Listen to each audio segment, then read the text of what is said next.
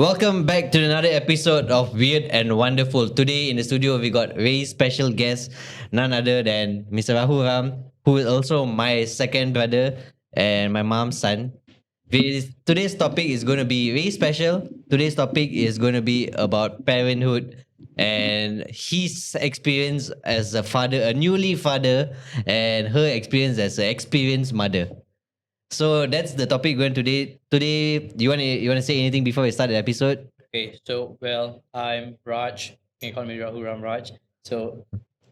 My mother and younger brother is right here. So, currently having two kids. So, you can start going. All right. So today's episode is a family kind of episode. Since all of us are family together, we have bond. We have read together for a very long time. So let's just get to the question. Say like, okay, reflecting on your childhood, what were some key parenting strategies for your philosophy of your mother used to find yourself applying in your parenting? So we'll start from you, and then we'll go to him.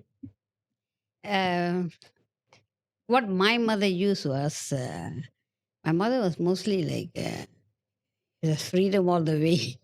Mm. At that time when we were growing up, we didn't have much restrictions. Like we were let to do what we like. Until I was 6 years old, I didn't know what to school.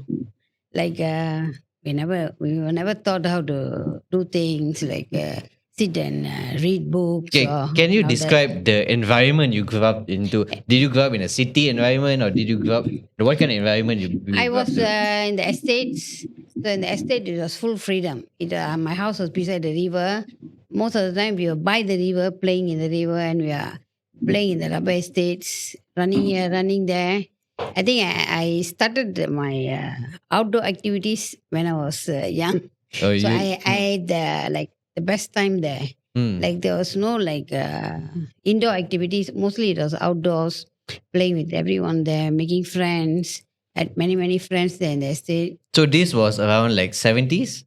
In the 50s, 60s. So in the 50s, how were the strategies? Like how was the parenting thing was going on that time The during the parenting 50s? thing was is basically like some people used to say that they were strict. The Mm. sense that children were supposed to be seen but not hurt. Seen but not okay. So if anybody comes, he'll run away. We were like seen but not hurt. Okay. But I think because in the estate is like when people come and all that, not many people visited us, Mm. but we were like seen, but we just kept quiet. Mm. We were not allowed to like speak in a group and all that. Like they will look at us strangely if we like interrupt when their adults were talking. Like adults' conversation, nobody could go in. We were never talking. They did all the talking. We just listened, keep quiet most of the time. Mm. But the freedom we had was we could do what we like. I think maybe all the running and running around and all that made you tired, so you go to bed early. So is there any like philosophy your mother used to do on you? Any kind of teaching, Teaching, not or really. was it just like she just go on as she does? She was like her own person. And she was loving and caring. But other than that, when it comes to studies and all that, she practically let us do what we want. So do you use that same teaching, that same strategy when you were a mother to us? Oh, definitely no. So what was your strategy as a mother? When I had you all, I was sometimes Or before that, maybe you can ask me first. Ah. Then you can see double cross check how. Oh, cross check. Okay, then okay. you Let's see tell. what he says. Okay, so my mother in studies is very important. We tried to skip school, acting sick. That time we have diarrhea and stuff like that. So Stomach- I think stomach ache. stomach pain. So at that time, I think there's once even I was quite small, and then I remembered that my mother used to send us to babysitter, Hmm. and I really hated babysitters. Bad experience with babysitters. I cannot experience babysitters. So at one point, I think it was one day whereby they were already going to send me to babysitter. So I had to fake a stomach problem. So I had to go to the bathroom, and then I said to my mother, I'm having stomach pain. and then I went to the bathroom. And once I went to the bathroom, knowing I as a kid, I started making fart noises. So thinking we try to blend in with the stomach pain and stuff like that. But my mother eventually, we cannot hide Mm. anything. It's difficult to hide things from her. So maybe she had already done it. That's why she knows all the tricks, the traits of it. So I think with that, she had to basically eventually send me. So knowing that my mother is a one strong willed woman, which you try to basically blend in through and try to fake things, so it doesn't really work with her. So what she said about my grandmother is the total opposite Ah. of what she did. So there's no freedom in studies. You think there's freedom, but there's actually not. It's a fake curtain right there. So it's not. So was that your strategy going to parenting? Did he say like how was it true? Yeah, it is true because I can see through when somebody is faking. Mm. Mind you, I was in a kindergarten, okay? Mm. Like I had experience with children, and I know children can make up stories. I can see through the stories Mm. because children can tell a lot of stories. They can like make believe the story and the stories. At one time, I used to believe the stories they tell. Then later, when I come back and say, "Is it true? Is that one is pulling a fast one on me?" And I know it's a lie, so I'll make sure that they go to school, Okay. not stay at home and relax. Because I know when I go down the steps, it'll be okay. Mm. So I'll make sure that he goes. I know he hated me for that, but I did that to the three of you. Okay, okay, we're gonna go back to you. Like, since you just became a father, Mm. can you share a pivotal moment from your childhood that significantly shaped your perspective on fatherhood? So I would say, being a father, many people would say that it's a big change, drastic change, and so on. But on my end, I would just say I'm riding the flow Mm. of being a parenthood from a young guy. Mind you, if when I go to work, I don't really say I'm married. I don't wear rings. It's just not my style. So many people would always will double check. "Eh, you are married?" And then only I would get, yeah, I'm married and I got two kids. Oh, you got two kids? And then, oh, okay, then they would blend in. But on my end, I would say I'm just riding the flow of being a parenthood. It's not a big drastic change. But coming back to your question, pivotal moment would be when a child is born. So let me give you one small example. When my first child was born in hospital, I was there in that hospital. So there is basically like a war room. So all mothers would know, basically, if the father is there with them with the mother, it's like a war room with them. So when I was there, I was about 4 or 5 hours in, and then when the baby was coming out, the doctor handed me a pair of scissors. So being the first time, I was thinking. Then I asked the doctor, "Do you want me to help you? Help? You want me to help with the scissors?" Then he said, "No, just then the umbilical cord. You just need to snip it. So it's very rubbery, and but first time you basically need to cut it properly. So I did snip it. So that is the first time which I know there's no going back.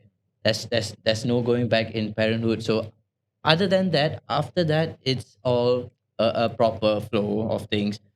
Along comes with that sacrifices and so on. But yeah, it's good. But when you say about going with the flow, I'm sure is there any sorts of planning you put into this before? Because they always tell you can't simply go in into like having a baby. You need some sort of a planning system going on. You can't simply just go in with the flow. Did you have like a planning system? Did you plan some sort of way that okay mentally like okay I'm going to be a father. I have to change certain things in life. So you have 9 months to prepare for that. You have 9 months to prepare for that. So yeah, within that 9 months, there's no going back. So within that 9 months, eventually, first things first, you need a stable income. So because an unstable income would eventually be a burden for the kid. So we had to plan that out. And then secondly, who's going to taking care of the baby? So my wife is a professional in that. took care of her two nieces. So with that, she had the experience to take care of a newborn while we are staying alone. So with that, at least with that planning, someone taking care of the baby and steady income would be there. And first 2 years is basically spending time. So my plan was not put too much of things for the baby within the first 2 years. It's basically just being there and taking care of the baby, playing with the baby and stuff like that. The planning would come after the third year when the baby goes to preschool or school for the kindergarten. Then it would take off. But first 2 years is free flow, Okay. chill. So how does your approach of parenting differs from your mother? Is it different? Are you going to imply the same type of parenting as your mother, or is it going to be different? Have you thought about like that kind of situation? Okay, so if you ask me, so I was born in the 1990s. So hearing that perspective of my mother coming from 1950s, sh- with the 1950s area comes with her own agendas and all. I coming from 1990s, seeing the 1950s woman, how they bring in, how my mother bring in her philosophy and all. Definitely, some changes would be there for me. And how I grew up, it was more of a, you have a rotan, you have my mother will call I don't know how you explain an apet. Apet. Ladle. Yeah. So with that all the tools, but in my end, I would say I don't like to use tools to basically get the baby disciplined and stuff like that. So my way is more of a gentle way, speak, be more of a friendly way, because that hard part is my wife handles it perfectly. So basically, you being the good cop, Yeah. she's be the bad cop. Yeah. No, I feel always the ladies become the bad cop and the fathers become the good cop. Let's talk about that. Yeah. So did when we were growing up, did you become the bad cop? Yes, I was always the Yeah. bad cop, and your father was always the good person. Mm. Until you all grew up, then the Roles roles changed. reversed. So when my mother said why my father is a good cop is always the good cop when you said, so my mother leaves to work early. So one of the scenarios was school, we had to leave about 6:30, 7. I'm a very late person, so about 7 o'clock we would leave. For my mother, by 6:30 she would leave. So that's the time younger brother Pritu and my elder brother will start getting ready and go on. So the usually the elders would go to bed. I'll go to the bath first. So then the second and then third, or it would reverse. So my mother would always go early first. So once my mother goes off, anyone who wants to not go to school, that's the perfect time to tell my father that I don't feel well today. So or maybe I'm having a bit stomach ache. It's just stomach ache. You tell my father stomach ache, he'll say, okay, boy. So why not you sleep? And then he would on the fan. My mother would do the opposite. She would off the fan, get some water thrown at you and stuff like to go to school. My father opposite, he would put the blanket all for you and stuff, let you sleep. But mind you, your ticking time bomb starts that time if you don't go to school. Why is when my mother comes back from work and finds you not going to school, you had it. You had it. Like when I come back at about 1:32 and I see the boys at home, it's like, oh my God, you didn't go to school? Why? Stomach ache, but you're okay now? No, she's censoring some words. She's bloody hell, never go to school. Then hell breaks loose. I'll break loose. So as a mother childing three children, what has been the most challenging aspect of motherhood for you when you were keeping us? What was the most challenging? What you thought like it was like, okay, this is a challenge. For me, the three of you were a challenge. Like sometimes I realize, but now I regret it. Like sometimes when you go to school and you meet all these people and they say to you, you got to discipline the child. You have to beat the child to get them into form again. Like I still remember one of the teachers, a graduate teacher, she, they don't listen to you, beat them, whack them. Then I come back, I know I've beaten you all, but I only beat you all when you all are bigger. And then, but I really regret that now. Like sometimes what people say is wrong. You should have talked to the child to find out. For all you know, you are not happy in school, Mm. or the teacher was like mistreating you.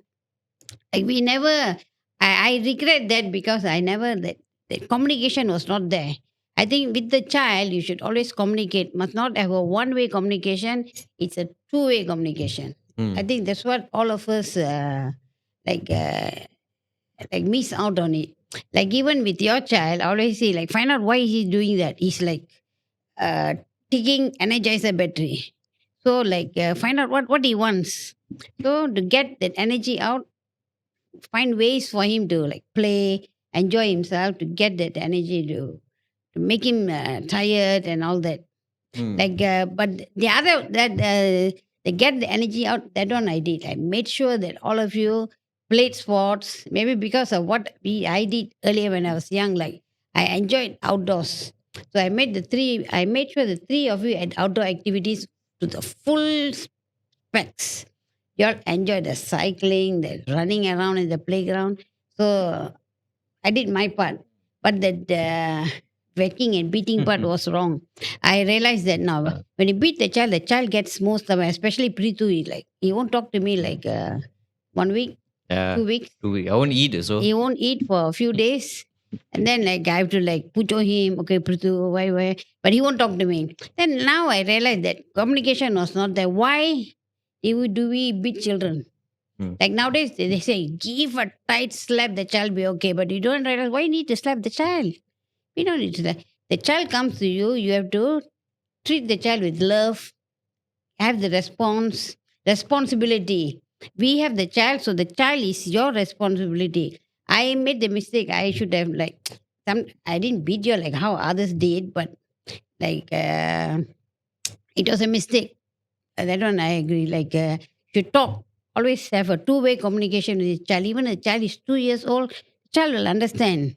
But sometimes people don't like understand the child. They continue doing the things. When you continuously beat the child or do something, the child will think that is good. So we have to that beating thing and talking bad to the child and all that negatively. That you have to put a stop. Conversely, what has been the most rewarding part about motherhood? Rewarding, I think, love you have when the I think the bigger. only rewarding part having three of us lah. Like now, you see, like we are like friends. We can talk. I can talk to you all anything. I don't have to say, Raghu, come. I want to talk to you. That's one of the sentences which Raghu he used to hate when I say, I want to talk to you. So going back to you as a young father, what have you learned about yourself through the process of raising a child? Did you expect anything that you unexpected when you were raising your child? Did you put yourself as like, oh, my mother went through this, and this is what I did last time also? So if you say that, I would say it's a whole different ball game. So every child is different, like how our thumbprint is unique.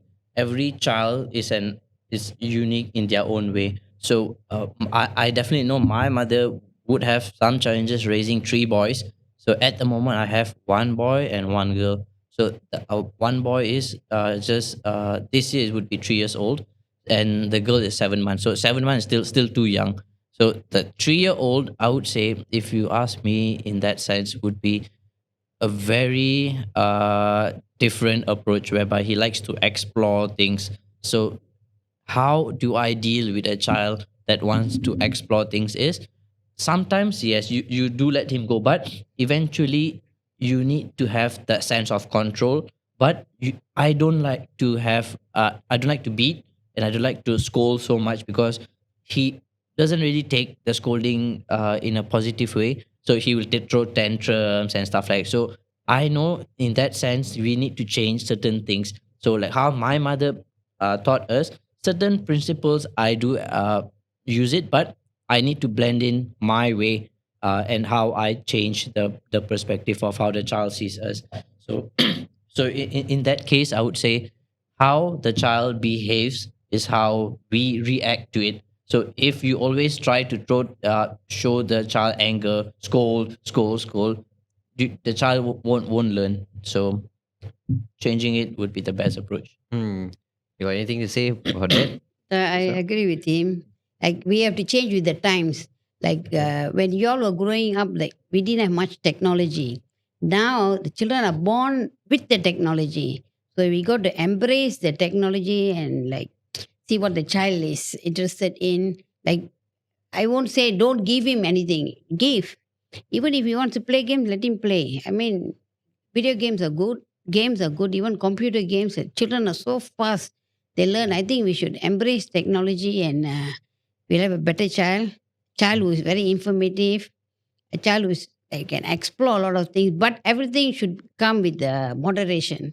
Maybe the parent should moderate whatever the child is doing. Not like giving to the whole thing and sometimes we can't control the child. So like what my mother said, technology is one whole different thing which our generations we used half of it, and then at this current generations, even at the age of kindergarten, they start bringing handphones in. So I remember when I got my first phone, it was basically about form 3 form 4. So now the my 3-year old is a professional in skip ad and then swipe left, swipe right, search the reels, which reels he likes. I heard he can even go to airplane mode. Airplane mode, cancel off calls, incoming calls. So just because he's watching, so sometimes what he does is he watches. Since it's on YouTube, so YouTube is very accessible, and then you can skip scrolling, watches weird things.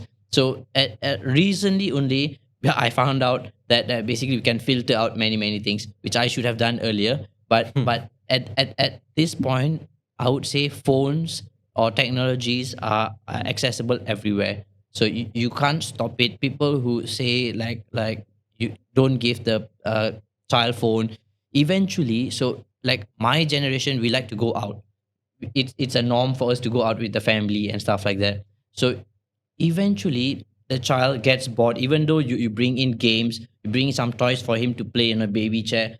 How long do you think a 3-year old would basically tend to change to the active mode very fast? So after the games finish, the phone is our savior. So it's a bit heavy heart, but phones, uh, he gets occupied so we can eat in peace. So that is one of the things which I see is a pro and con, whereby you give him the phone, he does his business, but we also have some quality time with the family, tend to go out with the family and in a quiet, not shouting, not crying, because you cannot eat in peace, you need to have a peace. So technologies, I would say that child will use technology in the near future and even more. so like when we were growing up, we didn't have technology.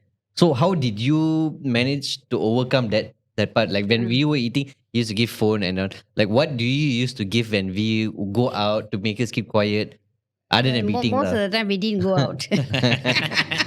We were basically at home. We were at home. But when we were like eating and all that, I used to tell stories, lot of stories, and we have all these big posters of animals, of countries. So we'll be like playing games, and all, then you all will eat. Hmm. And eating time was torture, exactly. If you ask me, like 1 hour eating, 1.5 hours, like especially Raghu and Prithu and your brother. Prithu, I think, was no issue. Raghu and your brother. We enjoy the food. big Like I said, time. I wasn't a troublesome child. Yeah, I was a no. good child. Eating wise, yes. But like, I think that's why I used to tell a lot of stories. We used to like enjoy the stories and you all will, like finish eating and all that. But going out was a no. We never went out much. Like it was quite difficult to take all three children to a shop and a restaurant to eat. First, they'll sit there maybe about 5 minutes.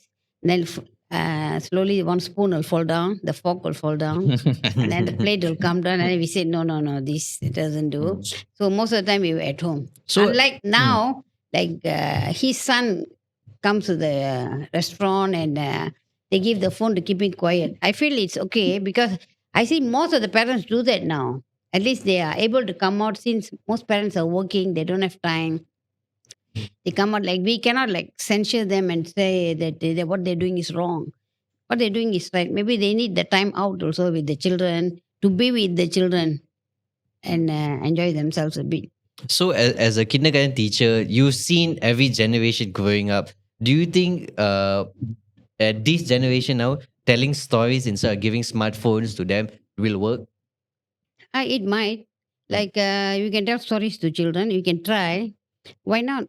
Do you think At their at, at attention home span? Yeah. especially. At Mm. home you can try. Like I don't know whether many parents do it now or not, but I would suggest maybe have stories, talk to them. But like I've seen like children like even the children like 5 years, 6 years, and 2 years, they're swiping through only. Even when they're eating, the phone is there. Like I don't know whether the child enjoys the food I or don't think so. they just continue eating. But the same thing is like even like 30 years ago, not y'all, I've seen children, they'll switch on the TV, they'll have cartoons and all that. And I've seen children continuously eating without realizing what they're eating. So it had happened before. That's happened even then. But so we cannot like tell what the parents doing now is wrong. Even then, 30, 35 years ago, parents were doing what with through the television, using television as a mode to make the child eat. But I didn't do with y'all on that basis. Like But I, I think once we grow up, mm, once we start eating independently, we took the food on the TV, and ah, then we started doing it by until your ourselves. father came home because he didn't like when we were in front of the TV. We had a big smartphone, lah, basically. That was later, where all of us used to like sit around and eat together Mm. with the TV, Mm. watch TV and all that. But I tried. I tried with my 3-year-old to not use TV. So introduce him to books and stuff like that. If you show him a phone which he can interact, nice visuals are going on, then you show him a book. He doesn't really focus much. He likes to take the book and maybe tear and maybe interact with the book a bit and then switch it upside down and just flip and then tear another page, stuff like that. So at one point, even though I start reading to him, he prefers the phone, which because there's nice visuals, colors going on, more lively. Whereas the book, yes, it's a bit lively, but it's not as good as the phone. So he prefers the phone better than the book. Mm. But I think I don't know, but for me the books worked, and I used to like remember the bedtime stories, and you all used to like Yeah. listen, and when I had like big books. I always turn the page. Everyone will be like waiting to see when is the next. Yeah. I don't know. Probably I made it very interesting, and I'll stop at the crucial part, and we say go to sleep. Next day we will Mm. read again. Mm. Maybe you should do something like that. Mm. Mm. Because he's 3 years old, I think he's a bit small to understand the books. Maybe I can try this once he's a bit older, like 4, 5. Then he can start like maybe the big bad wolf would come Yeah. and take the kids. So he then slowly he would understand more. So maybe now he's at the phase of understanding it, but not fully grasp the idea yet. I think when he grows up a bit, that's when he starts to imagine things. That's Yeah. when you can start telling him stories. But I think when 3 years old, he is still trying to figure out things. He's just trying to see colors. When 3 years old, when we were 3 years old, when did you start telling the stories? and I all? started very young. I Very had young. the whole set of books, Mm. and like I had posters in the house all over, like animals, pictures of animals. Like you all can differentiate what are the different type of animals, birds. I think that time that interest was different. Mm. But for y'all, the best activity was outdoor. I made sure like we were at the playground like 5 o'clock. Mm. We used to be like 2 hours there. So that by the time you come back, how are you all? Tired. Yeah. Tired, you have food, and then you go to bed. Mm. Maybe my method worked like that. Maybe you should consider that. But also that time I was like in a half day job. So I was able to do it. Like for you, it'll be difficult because you're working full time. By the time you come back, you're tired. That's why I say parents nowadays, they face a lot of challenges also. Mm. So sometimes we cannot blame them when they use the phone and Yeah. all that. Like there are a lot of people who say that giving children the phone is wrong. It's not wrong. It is right. But the challenges that parents face It's difficult also. Mm. So you brought up a very good point there, like work balance and life. Like, so this question for both of you, like how do you balance the demand of your own career and with the responsibility of motherhood and fatherhood? How do you balance those two with your work? With, Like for me, like I used to wake up very early, go to work, come back, bring y'all back, and most of the time I spend with y'all. So my like I only do start doing my work when y'all go to sleep. When y'all have gone to sleep, I start doing so much so that like I'll be sitting like 1 o'clock, 1 a.m. to finish my work. And everyone thinks like kindergarten is easy. Kindergarten job as a teacher is not easy. I mean, we have to prepare like a lot of things, activities for the children, how you're going to teach and all that. So, but that has helped me a lot also with y'all. I enjoy doing it, and then whatever like materials I make sure that y'all use it and all that. So I don't know how you feel about it. So if you ask me work life balance, right?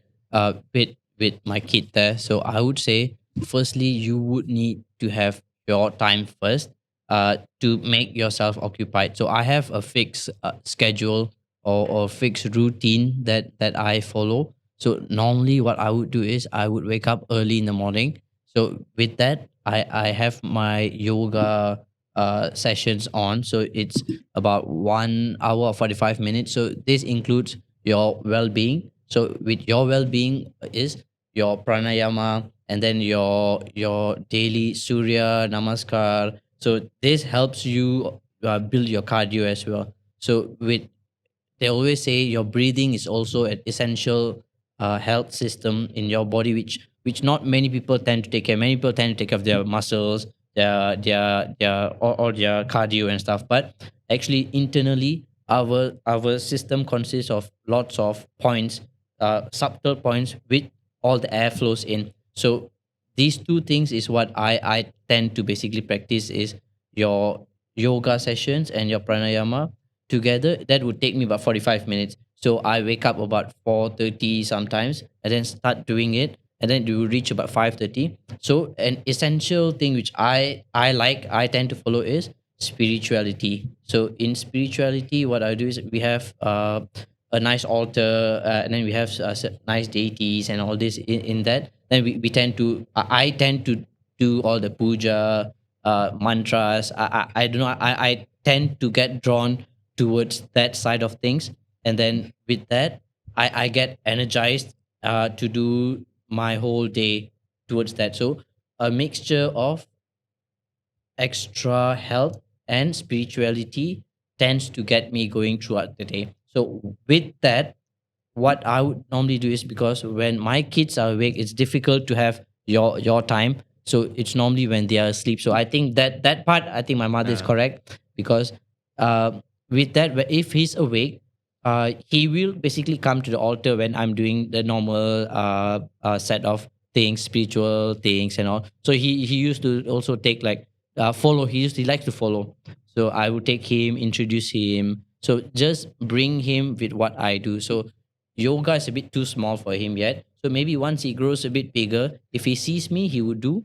Then I would basically take him along with me with the mm, ride. Like for instance, for me, like when I come back from school in the afternoons, I'm tired. Like I want to sleep, so I want to make y'all sleep so that I can have a nap. But what will happen is I will be telling y'all stories, and I know Raghu what kind of stories he likes, and you and your brother. So what will happen is after the stories, I'll go out to sleep, but y'all will be awake, and so all the havoc will start after I sleep off, and then later I'll come to find out what y'all have been doing. The mm, painting and the water, mm. whatever, and the bathroom activities. So, but I had my sleep too, but later, but I enjoyed it also. I know you all enjoyed all the bathroom activities Uh, with the soap Yeah. and we used to soap the bathroom up, make it clean, and then with that we used to slide here, slide there, and then I think I and Pritu will swing each other, and then he'll go slide and then go slide here, left, right. I It was remember fun. the tub we had used to be like a Yeah. pool there. Yeah. Then later, what we did, we bought a pool, the plastic pool. We used to keep at the back. Remember, we used to fill up with Yeah. water and have swimming sessions. Yeah, because at that point of time, my thing was just having fun. I didn't Yeah. have any regrets. There were no responsibility. There were no repercussion. The only repercussion is actually I only think after after it happens. So Yeah. our mentality going to doing those kind of thing is just having fun. We didn't think about anything. So we just wanted to do it and we did it. That was the main thing only. I think you all had fun there. Mm. So like going back to your children growing up, now they are 3 years old. 3 and 7 months. 3 years. What are your hopes and aspirations for your child, and how are you working to support in achieving this? Do you let them like do whatever you want, or do you have some sort of expectation for them? So I would say having an expectation for them, it's one thing which I don't like to follow, because for me it's a free for all type, whereby you to come and tell me what do you like to do, and then we can discuss. So it's basically everyone has different perspective, different things that they want to do. So I'm supportive of that. So if he says he wants to go and learn sitar, or he wants to maybe sing Sangidam or something, I would say go for it. I would not say negative things like don't do this, study engineering, because I know my father at that time when I studied, it's either engineering, was it lawyer, and something, Medicine. medicine, and I cannot do medicine. It's you take biology book, you need to remember all this. Like And you never liked biology. yeah, no. So you typically in a Indian household, we have to be either a doctor, lawyer, engineer. Yeah. Or so I became the fourth one. I became a disappointment. I became a DJ. But your father made sure you finished the degree. Yeah, I finished my degree. Now I wonder why he made you do the degree. So is it like, did you have any? Clearly, my father had an expectation for his sons. Did you, as a mother, have any expectation for your sons? No. You- I was like, I wanted to support you all in whatever you all want to do, but I had no say at some point. Like, I couldn't like go against his words. If he says, I still remember your brother wanted to be a marine engineer. Mm. Your father went and checked and said, no, you'll be in the ship for 6 months. Can you survive that? But he wanted. So he never got to do what he wanted. And I don't know, I mean, Raghu also wanted something else. And I feel children should be left, it's a choice they should make what they want to do. If they want to do something to do with music, let them be. Like, who are we to give them a choice, either this or that? It's their choice, but we can like guide them to a proper path, talk to them, find out what they want. With children, I think you should always have a two-way communication, not one way. So my principle is, you, even though it's far outright different, at least you try. You try first. If you don't like, it's fine. There's so many other things that you can do, but try. Try first. If he wants to become a scientist or what, I remember when I was, I think, standard 3, my teacher asked, what are all your inspiration? What do you want to become? So knowing that time I become a scientist. I told I wanted to become a model. No, like sometimes we have like things which we want to be so many things. Like I still remember when I was teaching one boy, I used to ask, "What do you want to be?" At 6 years old, I want to be a postman teacher. I said, "Why postman?" Teacher, they come on motorbike. That means you see the child's vision. Like, oh, motorbike is so exciting. They come on a motorbike. I want to be a postman because I want to ride a motorbike. You see how the child thinks. So it's like sometimes when children with the adults who disappoint them sometimes, you cannot do that because you'll become that. We won't become that. If even if you say you drive something or become a Grab driver or something, like adults think that is bad. But Grab drivers do earn a lot too. Like the concept people have of what you want to be is very different, and what a child wants to be is very different. The child should think later. That's why the communication the parent should have with the child is very important. Let So the child think. I would like to add on. So one thing which what I felt later on because we didn't have a big span of trying out things. And Mm, also, I last time, I think I like to be in fast cars and all this, but eventually I got a Myvi, so Mm. stuff like that. But it happened when I think we all went for a go kart.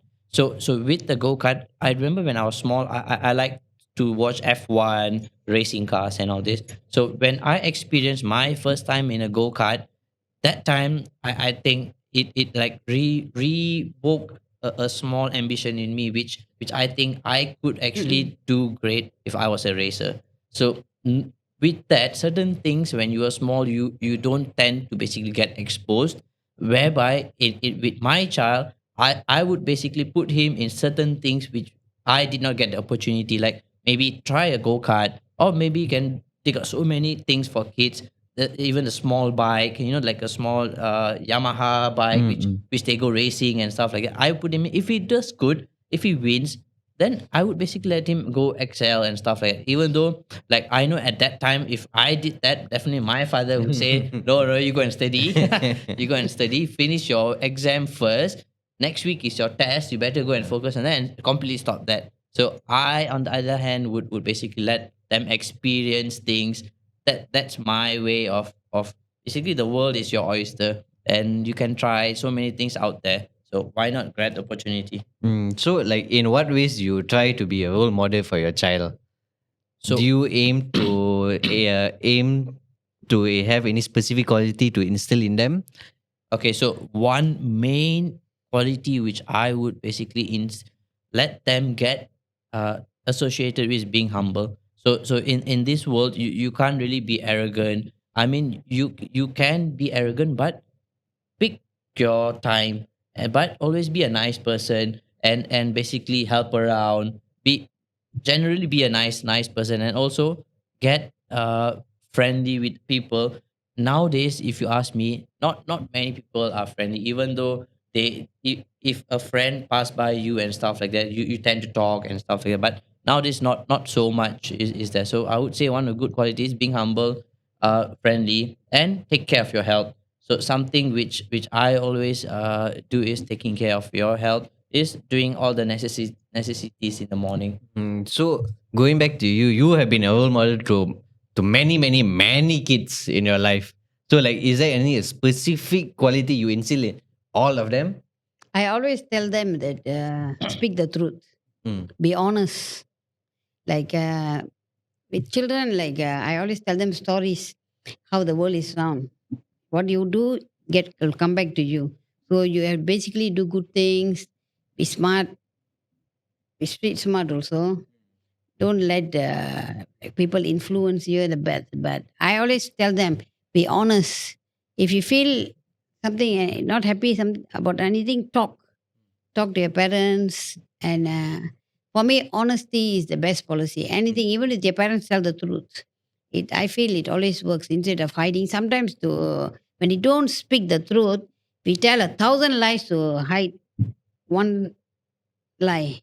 We continue on and on. So with children, I think children should know that we don't lie. So the child also follows the parent. It's always better. Like some parents I know, like they will tell somebody phones them. That's the basic thing, and I'm not here. I'm like, I just thought my father is telling a lie now. So I feel with children, you should never expose them to these sort of situations.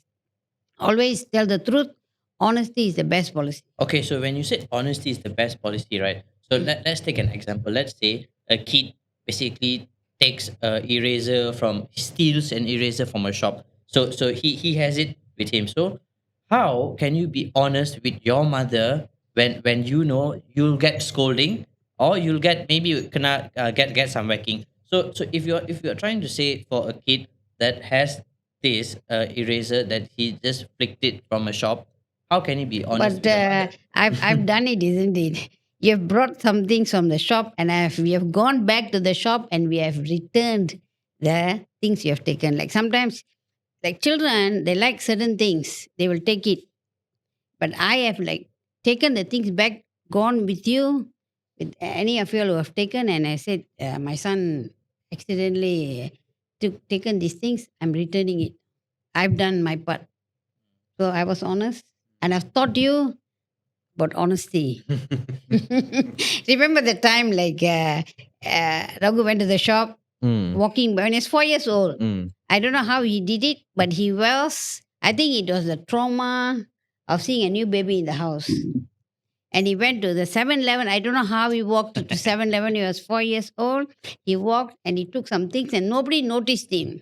And he came back to the road and we went up. But we went to 7-Eleven to return. So do you still remember what was the item I took? Do you remember? I know it was a It was a ping pong bat. ping pong bat. But we went and returned it. Why were you taking a ping pong bat? I don't know. I just I know, I think it was low on the shelf. yeah, it was low. Something looks nice, something interesting with the two balls there. And then I went there, just take it. But I was small, so basically, the counter is a bit high up, and then the person stands there. So I just went in through, took that thing, and just went out. And he came through the main road. Yeah. So we could see him from high up coming, walking. So the father quickly went and brought him back. I said, no, you go back, leave the things there. So I feel I've instilled that honesty is the best policy in your. Don't take things which don't belong to you. We don't need it. Always speak the truth. It always works. It's easier for us when we speak the truth. Even as an adult, instead of covering one lie with another lie, tell the truth. No more lies. Okay. So let's go to a more light-hearted question. Let's go to a more towards a speedy answer kind of thing. So, what are funny or memorable stories from your childhood that you often find yourself recounting to your child? Okay, so I would say a funny, memorable experience was, I think it was when I was small, I went to a zoo.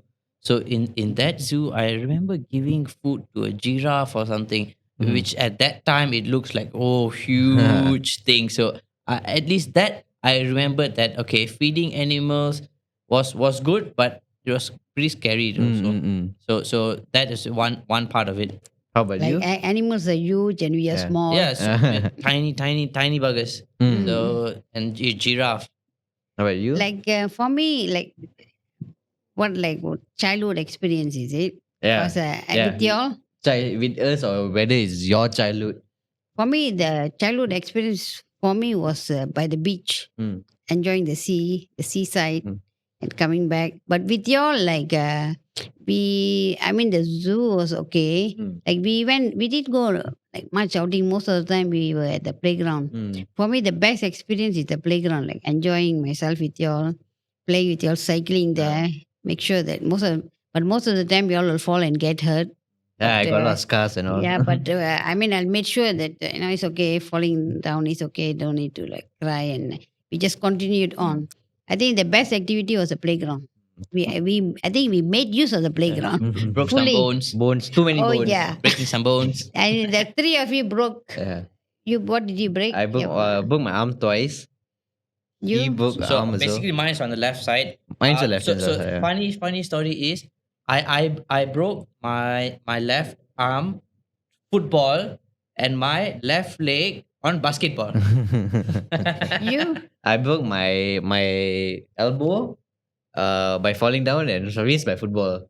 And your Yeah. brother did Oh, Spider-Man. Spider-Man and he broke his. No, he Hand. broke his hand. Hand. So Ah. my elder brother, he climbed up the house to the top of the roof, and from top of the roof he fell down. During his exam time. Exam time. I don't know why he did that. So he's one step further. During exam time, he climbs up and fell down. To escape exam, we was stomachache. He would go up the roof and fall down. Yeah. So please restrain yourself from doing that. It's not good. So can you share any humorous parenting fail? You Parenting have fail. a moment you experience as a mother. You are just oops. Oh, I Oops. remember. It'll be 10, 11 o'clock, 10:30 at night. Normally, I'll ask you to go to bed early. But you'll be watching TV and all that. And then they will say, suddenly we're hungry. Can we have some Milo and bread? But I'll make because I used to think y'all are hungry. Later, y'all will drink the Milo and the bread. Can we have more bread? To go on and on, it'll be 12 o'clock. These boys are pulling a fast one. I say, no, go to bed now. Like it'll be like a weekday and it'll be going on and on. The Milo and the bread. I don't know why y'all love the Milo and the bread. Mm. Even goes on until now. Like, I mean, then I'll know that I've been fooled. Y'all are not really hungry, but Extend the time. extend the time for TV. Okay, going next question is like, is there any particular hobby or activities that you loved as a child and are now excited to share or introduce you to your child? But I would say, when I was small, cycling is one thing which we experienced was quite fun. You get to ride the wind breezing through your face, The adrenaline. and then going down the Yeah. slope fast, and then stuff like that. But still, my child is still too young to ride a bicycle. So I think now to instill it him, he still need some time. Now he explored his legs, exploring his legs a lot. So still not yet. But I would say bicycle is one thing which I would let him enjoy, and maybe roller skate, ice skate. So I like the skates a Oh, lot. yeah, you love skating. Yeah. So maybe try something different. Like maybe ice skating would be nice. Because they have tiny ice skating shoes. Just swing him and let him just fly here and fly there. I remember like my favorite activities was like birthdays. I used to enjoy birthdays, used to go to enjoy birthdays, I used to enjoy celebrating my birthdays. Because I don't know, just the amount of people there. I think I like the attention lah. No, I think that's why. remember Until now, the I fun, think. Until now. the fun activity for him was to invite his friends for birthday and tell us about 5 people are coming. The whole class will be there. And we were looking like, you said only 5? There were about 30 people there, 30 children there. So can you imagine what we have to do for that? Okay, so now is this question is very fun. If your child could describe you as a dad in 3 words, what do you think they would be? I would just say one word. Chilled. You? Chill. What? I was definitely not cool. I would say strict Correct. earlier, Correct. but not now. And I was a bit lah, a bit. I think it's the thing in me. I think. Like I cannot stand. Another thing is discipline. For me, is if I say something, you have to like. I always tell my mother, why did you become a school teacher or kindergarten teacher? She become a policewoman. Policewoman or military Policewoman woman. would be the best Yeah. job for you. You can bail Prithod in many things. You can bail me on many things. So In fact, I wanted to be a policewoman, but short, I was short. so don't you think that principle of being too short must change? Yeah, Because, they should because take it doesn't make sense Yeah. for if you have all the qualities of becoming a policewoman, but God gave you a bit shorter height, but you can't do anything about What it. I should have done is I should have gone and done a graduate study. Graduates can become police, but I didn't realize it that time. But I think I would have made a good policewoman, but it would have been bad on you. I don't know. Maybe I'd be very No, strict. I think it's fine. We'll use the police logo badge in the car and get away. If we use you as We much use as you. possible. But if I had been a policewoman, I wouldn't have been home so much of the time. It's fine. It's fine. We'll handle ourselves. So okay, if you could go back in time and give your younger self one piece of parenting advice or a heads up about parenthood, what would it be? Wait, give yourself or give your son? If you could go back in time to give your younger self, Oh, your Maybe I would have been less strict with you. less strict. Less strict and no rotten talk. The communication. Now I realize that the communication issue was the problem. Like I couldn't communicate with you. Like sometimes it's difficult. Sometimes I'm trying to ask you, are you defensive? You said no, but I know you're defensive. But it's the way I talk sometimes. Like maybe I could have done better in that sense. But I would say open up a bit. Have a two-way conversation. The communication channels were blocked, I think, a bit. I don't know, especially with you, with Raghu, no. But I would love, like, when parents talk with their children, like, you don't need to be, like, so friendly. Like, talk and have a communication. Don't have a barrier. I feel that will be better. So like And now your kids are a bit young. So do you like later on they grow up? Do you think you will be having the same kind of relationship like how our mother used to have with your kids? Do you want to have the instead of having to talk to them or being strict? So I would say my mother starting she was strict. Now it's more for talking. I think she understands that at this point we are matured enough to understand what she wants to say and what's the outcome that she wants it. But in my way, I would say having basically a better communication with your child and see what he wants to do. Actually, understand why. So there was once a story whereby I asked a parent how do you put your son to sleep and all. You know what he said? Hmm. He takes him if he doesn't want to sleep or if he's being naughty, he takes him to the bathroom, cane him, and then with the crying and all, he listens to the father and then he goes to sleep. But then I said, oh, okay. So maybe that's everyone has different perspective on of how to basically discipline your child. But mine is more of a communication way because I want my child to be more of a friend to me, and then not because if you see it as like a parent that's being strict, you will tend to hide stuff, and I don't want that because I've Mm. experienced that. So be friendly, chill, talk. And if he wants to basically try something naughty or different, advise him on certain things, but you can't put a rope. They always say that if you tend to put someone in the leash, eventually once you go out, they would try it eventually. So Mm. Okay, so like going to our last question, what kind of advice would you give to new parents based on your experience so far? Discipline, yes, but lovingly. Talk to the child. Talk to children. Don't immediately raise the hand. Like we made the mistake of having canes, but now even shops don't sell canes. They don't sell canes, and we don't have to cane the child. We don't have to like cane the child and frighten the child with cane and beatings. I mean, the child comes to you. I feel a lot of mistakes we do, like parents abuse children by beating. Like what you said, you take to the bathroom and beat the child. Can you imagine what the child will do to the father when the child old is folks older? home, Yeah, folks, old folks Yeah. home. Yeah, you might even push the child. Father, you did. Sometimes we think children don't.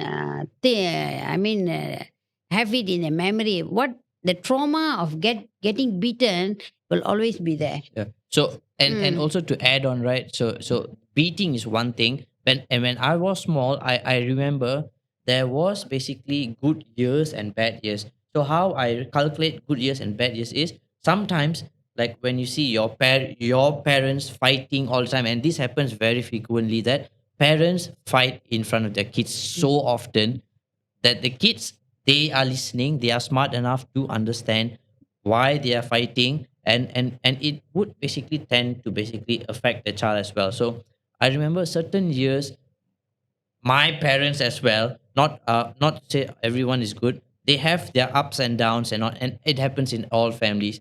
But remember the child is always watching. So if you are fighting with your peers, I mean, having yeah, argument, yeah, arguments and stuff like that, do it in a in the way room. in the room where it's silent because the child is seeing. So I have my bad year, so I will calculate whether the year is good or not by the number of times that they're arguing and stuff like that. So But I think most of my argument was because of y'all. mm, Like I usually like I was the support there.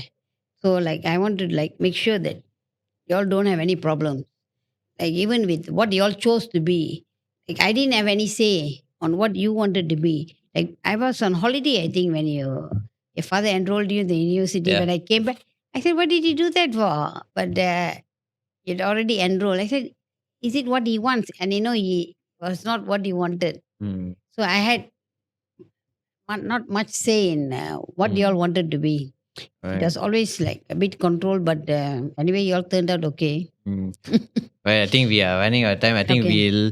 with that, I'd like to conclude the episode. Having a conversation with your kid, a open conversation would be the best thing with the kid. Doesn't matter he's 2 years old or 3 years old. They would probably still would understand what they're talking about. Don't think that they are young, they are kid, they don't understand. They are as much, they know as much as what he said. The kids would understand what you're doing. The kids would understand. Having a conversation with them would benefit them in the future long run. So with that, thank you very much on joining us. Thank you for having our guest as my brother here. And don't forget to like, share, and subscribe to our latest show. And we got more episodes coming up. We got more plans coming up. We got more guests coming up. If you want to see more guests, if you want to recommend any guests, do drop us a comment. Who would you like to see? We'll try our best to get in touch with them and get them on the show. So with that, thank you very much, and we'll see you next week. Okay, thank you very much. All right. Thank you. Bye bye.